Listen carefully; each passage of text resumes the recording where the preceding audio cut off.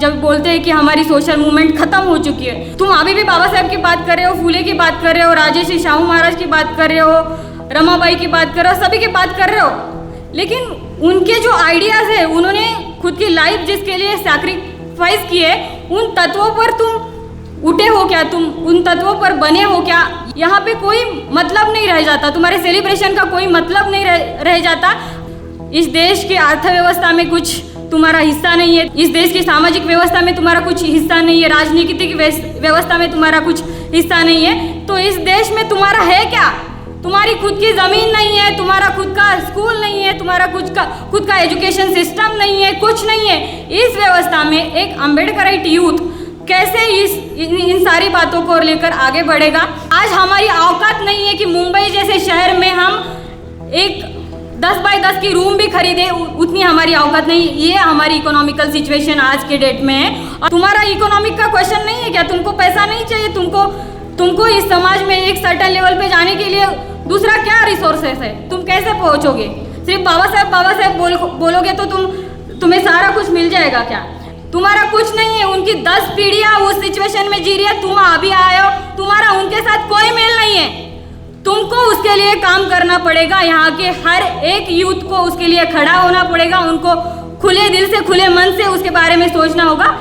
सभी को मैत्रीपूर्ण जय भीम। हम सबको यहाँ पहुँचाने के लिए जिन सभी महापुरुषों ने, महामाताओं ने संघर्ष किया है, उनकी वजह से आज मैं आपके सामने खड़ी हूँ और आप सब मेरे सामने बैठे हो। उन तमाम महामाताओं को, महापुरुषों को प्रथम नमन करती हूँ। और आज के अम्बेडकराइट यूथ कन्वेंशन में मैं आप सभी का स्वागत करती हूँ। आज ये कन्वेंशन लेने की ज़रूरत हमें क्यों पड़ रही है, ये बात हमें जानने की ज़रूरत है।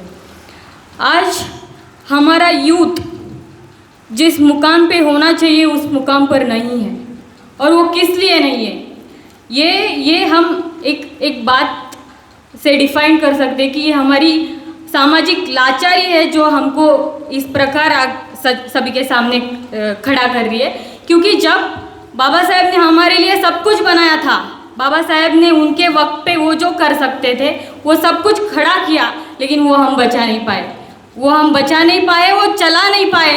और इस वजह से हम एक ऑर्नामेंटल चादर लेके बैठे हैं, सेकुलरिज्म की चादर लेके बैठे, और सेकुलरिज्म का समाजवाद जो होना चाहिए था वो नहीं हुआ, और उसका जो इम्पैक्ट हमारे समाज में होना चाहिए था, एक सामाजिक आंदोलन खड़ा होना चाहिए था, वो नहीं हुआ। और आज भी हमारे समाज के कुछ वर्ग है जो सेकुलरिज्म का और ये आइडलिज्म का झंडा लेकर सब तरफ मंडराते रहते हैं, और वही अम्बेडकरिज्म है, यही ट्रू अम्बेडकरिज्म है। ये इस बात पे वो ज़्यादा जोर देते हैं ताकि हमारा जो मेन डिस्कोर्स है, हमारा जो मेन एजेंडा है, हमारी जो मेन बातें हैं, हमारी लड़ाई रिसोर्सेज की है, ये सारी बातें भुलाकर वो आइडियोलॉजिकल बातों पे ये फ़ोटो क्यों नहीं है, वो फ़ोटो क्यों नहीं है, ये झंडा क्यों नहीं है, वो झंडा क्यों नहीं है, इन्हीं बातों में तुमको लगा के रखा है ताकि तुम्हारी कोई भी सोशल ग्रोथ ना हो, कोई एजुकेशनल ग्रोथ ना हो, कोई इकोनॉमिकल ग्रोथ ना हो। तो इन सभी सिचुएशन में, ऐसी सिचुएशन में जब हम यहाँ पे खड़े हैं, तो एक यूथ समझकर, मेरी एक अम्बेडकराइट यूथ समझकर मेरी इस समाज में क्या भूमिका होना चाहिए वो मैं यहाँ पे स्पष्ट करना चाहूँगी। एज एन आइस का वाइस प्रेसिडेंट मैं मानती हूँ कि हमारा समाज सोशली सभी को इकट्ठा करने में नाकाम रहा है, और इस नाकामी की वजह से मुझे आज यहाँ पे खड़ा होना पड़ रहा है, और मुझे आपके सामने इस बात पर जोर दे के बात करनी पड़ रही है कि हम सामाजिक, आर्थिक और राजनीतिक दृष्टया खत्म हो चुके हैं। अभी हमको यहाँ से नई शुरुआत करनी है, और वो नई शुरुआत यहाँ का अम्बेडकरवादी यूथ करेगा। ये बात मैं आपके सामने रखना चाहती हूँ। और वो किस तरह से होगा, ये बात सिर्फ बातें कर हमें इकोनॉमिकली, सोशली और पॉलिटिकली ग्रो करना, ये बात सिर्फ बोलने से होगी क्या? ये सिर्फ बोलने से नहीं होगी। इसके लिए कुछ कॉन्क्रीट तुम्हारे पास पॉलिसीज़ होनी चाहिए, कॉन्क्रीट स्ट्रक्चर होना चाहिए। इसलिए मुझे लगता है आइस का जैसे संगठन की यहाँ पे बहुत ज़रूरत है, और आइस का जिस तरह से इस सारे सारे प्रॉब्लम्स को लेके आगे बढ़ रहा है। सारे बाबा साहेब ने हमारे लिए जो बना के रखा था उसको फिर से शुरू करने का जो आइस्का का हेतु है उस पर मैं बात करना चाहूँगी। और आइस्का ने एक कैडर बेस्ड मूवमेंट चालू करने के लिए आइस्का की एक संगठन स्थापन की है और उसमें किस तरह से स्ट्रक्चरल वे में इसका काम होगा उसका मैं थोड़ा एक्सप्लेनेशन देना चाहूँगी। हम जब भी कैडर बेस्ड मूवमेंट की बात करते हैं और जब बोलते हैं कि हमारी सोशल मूवमेंट ख़त्म हो चुकी है, तो ख़त्म हो चुकी है मतलब क्या हुआ है एग्जैक्टली मतलब तुम अभी भी बाबा साहेब की बात कर रहे हो, फूले की बात कर रहे हो, राजर्षि शाहू महाराज की बात कर रहे हो, रमाबाई की बात कर रहे हो, सभी की बात कर रहे हो, लेकिन उनके जो आइडियाज़ है उन्होंने खुद की लाइफ जिसके लिए सैक्रिफाइस किए, उन तत्वों पर तुम उठे हो क्या, तुम उन तत्वों पर बने हो क्या, ये बात हमको सोचनी है। और ये बात हम समाज के उस सारे कोनों में पहुंचाना चाहते हैं जो हमारा आज का मुद्दा है। एज एन यूथ मेरा जो आज का मुद्दा है, मेरे को ग्रेजुएशन करने के बाद PhD करने के बाद यहाँ पे जॉब नहीं है, मेरे को यहाँ पे जॉब नहीं है। मुझे समाज में स्वाभिमान से जीने के लिए जो भी इन्होंने हमारे लिए क्रिएट करके रखा है, इन्होंने हमारे लिए जो एस्थेटिक डिसाइड करके रखे हैं उनके ऊपर चलना है, उनके सो कॉल्ड एस्थेटिक्स में फिट होना है मुझे। ये सारी राजनीति यहाँ पे चल रही है। इसको तोड़ने के लिए एक कैडर बेस्ड मूवमेंट और एक कैडर बेस्ड तत्वों पर आधारित एक अम्बेडकराइट यूथ यहाँ पे क्रिएट करने का आइस्का का जो एजेंडा है और रिजर्वेशन इन प्राइवेट सेक्टर जो हमारा सबसे बड़ा मुद्दा है, उसको लेकर हम आगे बढ़ते हुए गली मोहल्ले में, रस्तों पर जब भी लोगों से एंगेजमेंट कर रहे हैं, लोगों को इसके बारे में बता रहे हैं, तो लोगों को ये बात नहीं लग रही है, उनको पता नहीं है, उनको पता नहीं है कि ये सरकार को उनको क्या पूछना है, ये हमको बताना है। ये हम बताने में नाकाम रहे इतने सालों तक, इसलिए हम यहाँ पे हमें अम्बेडकराइट यूथ की ज़रूरत है। और जब हम इन सारी चीज़ों के सोशल मूवमेंट को क्रिएट करने की बात करते हैं, तो यहाँ पे लोगों तक जाकर बताएंगे, उन लोगों को खड़े होने के लिए जो समाज का बल चाहिए, जो आर्थिक बल चाहिए, वो देने के लिए भी हमारा समाज आज पिछड़ा रह गया है। हमारा समाज सेलिब्रेशन के लिए पैसे उठा सकता है, सब कर सकता है, और इन सभी बातों का यहाँ पे कोई मतलब नहीं रह जाता, तुम्हारे सेलिब्रेशन का कोई मतलब नहीं रह जाता अगर तुम्हारा इस देश के अर्थव्यवस्था में कुछ तुम्हारा हिस्सा नहीं है, तुम्हारी इस देश की सामाजिक व्यवस्था में तुम्हारा कुछ हिस्सा नहीं है, राजनीतिक व्यवस्था में तुम्हारा कुछ हिस्सा नहीं है, तो इस देश में तुम्हारा है क्या? तुम्हारी खुद की ज़मीन नहीं है, तुम्हारा खुद का स्कूल नहीं है, तुम्हारा खुद का एजुकेशन सिस्टम नहीं है, कुछ नहीं है। इस व्यवस्था में एक अम्बेडकराइट यूथ कैसे इन सारी बातों को लेकर आगे बढ़ेगा, इसके ऊपर मंथन होना चाहिए और सभी ने खुले दिल से और खुले मन से, खुले दिमाग से इस बात पर सोचना चाहिए।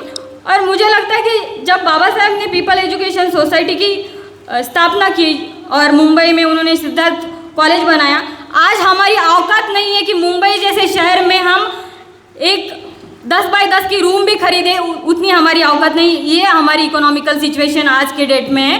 और जब हम इस तरह की बातों को आपके सामने समाज में इस तरह की बातों को, इकोनॉमिकल चीज़ों के बारे में बात करते हैं, तो समाज उसको कुछ अलग ही ढंग से देखता है, उसको एक सर्टन आइडियोलॉजी से उसको कनेक्ट कर दिया है। तुम्हारा इकोनॉमिक का क्वेश्चन नहीं है क्या? तुमको पैसा नहीं चाहिए?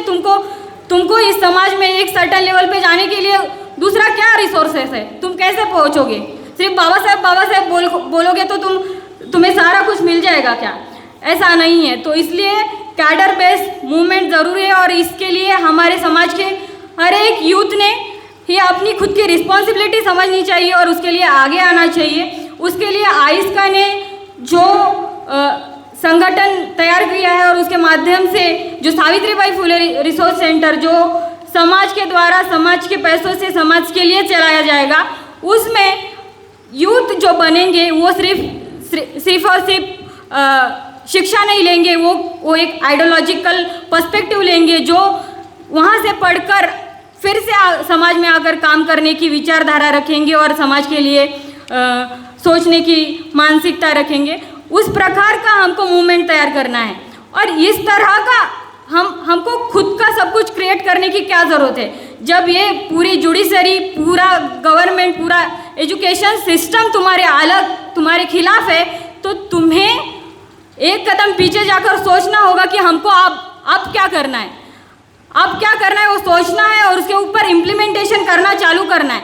आपके पास अब तक इतनी सारी बातें आ गई है। और जैसे कि सुमित भाई ने कल बोला कि तुम बड़े यूनिवर्सिटीज़ में बाहर जाके पढ़ लिए और तुम फिर एक अपर कास्ट के लेवल पे आ गए। नहीं है, तुम्हारा कुछ नहीं है। उनकी 10 पीढ़ियाँ उस सिचुएशन में जी रही है, तुम अभी आए हो, तुम्हारा उनके साथ कोई मेल नहीं है।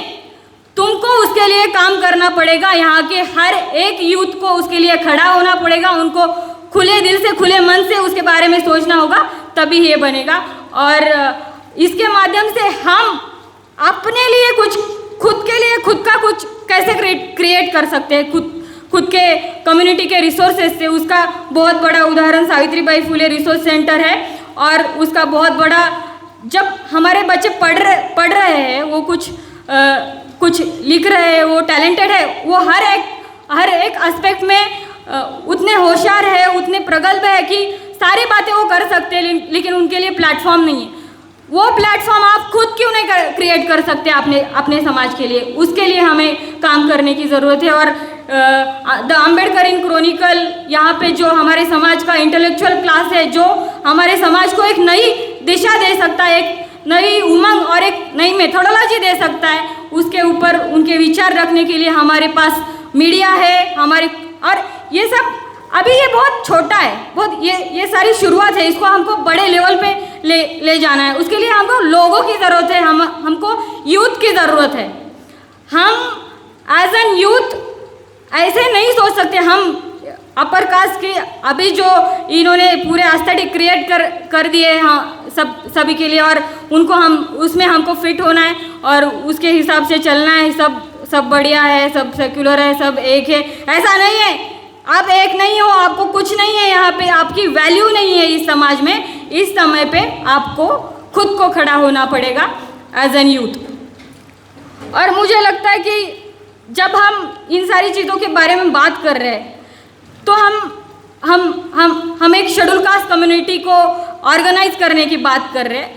तो मुझे लगता है कि आइस्का का भी एक ऐसा विंग तैयार हो जो विद इन शेड्यूल कास्ट इतने सारी जातियाँ हैं, उन सारी जातियों का ओरिजिन कहाँ से आता है, उनका लोकल डेटीज़ क्या है, वो कैसे वर्क करते हैं, कैसे उनका आपस में कन्फ्लिक्ट तैयार होता है, कैसे उनमें डिस्प्यूट तैयार होता है, उसके लिए काम करने वाला एक सर्टन वर्क क्रिएट हो और वो उसके ऊपर काम करे, तभी हम पूरे शेड्यूल कास्ट को यूनाइट कर सकते हैं, ऐसे मुझे लगता है। और इसी बात के साथ मैं अपनी बात ख़त्म करती हूँ। जय भीम।